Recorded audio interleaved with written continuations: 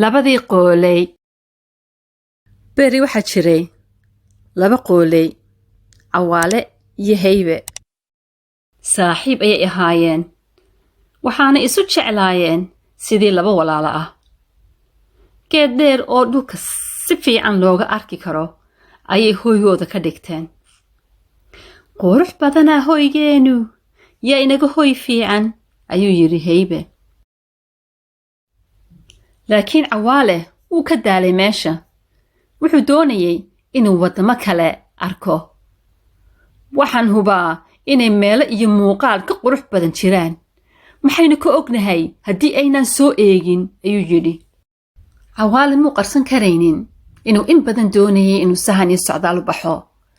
Wuxuu ka baqanayay inuu Haybe ka xumaado haddii uu u sheego inuu ka daalay gurigooda. Haybe wuxuu had iyo jeer u sheegi jiray inaanay jirin meel hoygooda uga wanaagsan oo uga ammaansan shimbiraha. Cawaale maalinba maalinta ka dambaysa ayuu sii niyad kacay. Dareenkiisii wuu bedeli kari waayey. Saaxiibkii wuxuu u sheegay inuu 3 maalmood maqnaanayo. Waxaanuu ugu ballan qaaday inuu taxadiro. Way ismacasalaameeyeen. Haybe saaxiibkii ayuu sii eegay ilaa intuu libdhayay. Wuxuu maray bad iyo beri. Wuxuu dhaafay buuro iyo beero. Maalmo dhan ayuu duulayay. Marmaruu cunto iyo nasasho isu taaga mooyaane.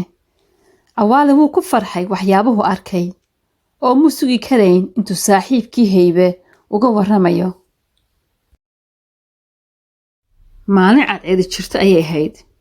Cawaale isaga oo duulaya oo mabsuud ah ayaa si lama filaan ah daruurihii caddaa madow isu beddeleen.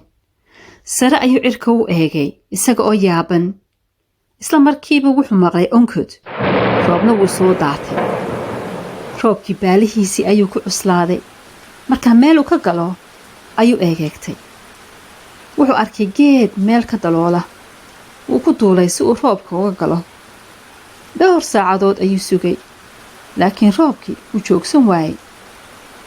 Wuu qarqaray dhaxan aawadeed oo xasuustay gurigiisii diiranaa ee wanaagsanaa. Socdaalkiisa ayuu isku qoomameeyey.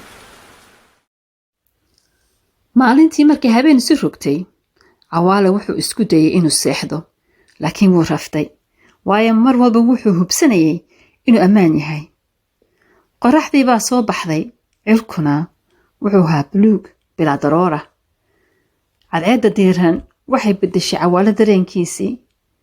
Wuxuu ku farxay inuu geed ka helay oo imakana socdaalkiisii dib u bilaabi karo. Markuu duulay, wuxuu arkay qamadi dhulka taala. Markaasuu dareemay inuu gaajoonayo.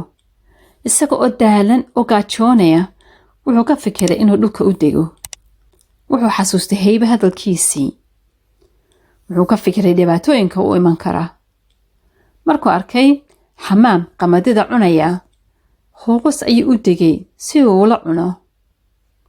Markuu dhulka istaagay, wuxuu dareemay in cagihiisii shabag ku marmay. Wuxuu ogaaday in qamadadii ay ahayd dabin khiyaamo ah. Maxaad iigu sheegi weyday xamaamow? Maxaad iigu ogolaatay inaan soo dego oo aan kula cuno?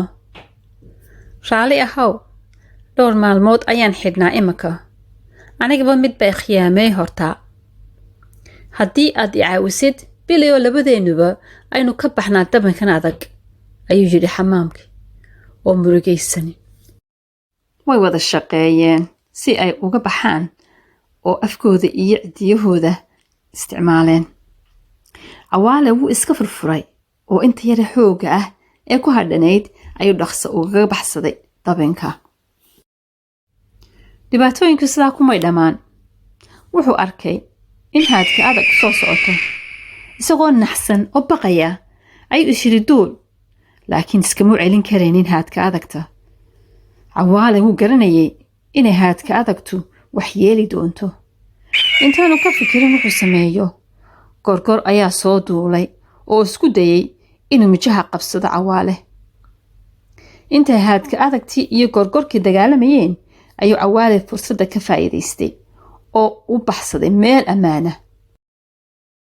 cawaale wuu duulay oo duulay si uu aad uga fogaado haadka adagta iyo gorgorka isagoo daalan oo dhaawacan ayuu laangeed ku nastay daqiiqda kadib wuxuu dareemay dhagax ku dhacay inan yaroo qalqaali ah ayaa shimbirolaaye haystay wuu la eegtay oo ku tuuray dhagxaan kale oo ka sii xanuun kulul kuwii hore cawaale inuu ka cararo mooyaane wax kale ma samayn karayn isagoo daalan oo xanuunsanaya wuxuu dareemay inuu keligii yahay jacaylkii socdaalka iyo sahanka wuu ka bacay wuxuu ku tashaday inuu ku noqdo gurigiisii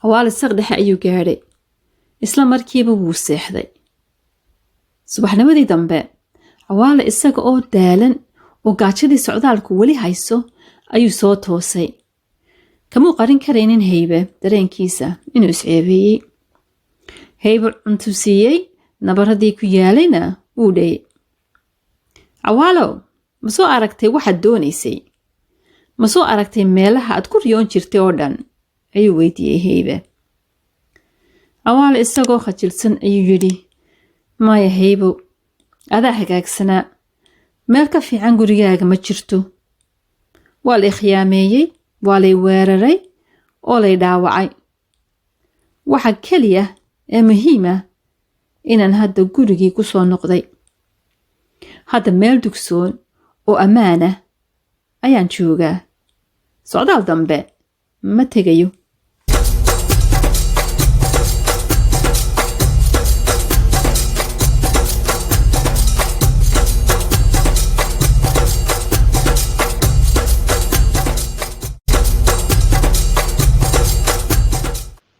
haddii aad ku cusub tahay channelkayaga fadlan taabo subscribe like amba share si aad noo taageerto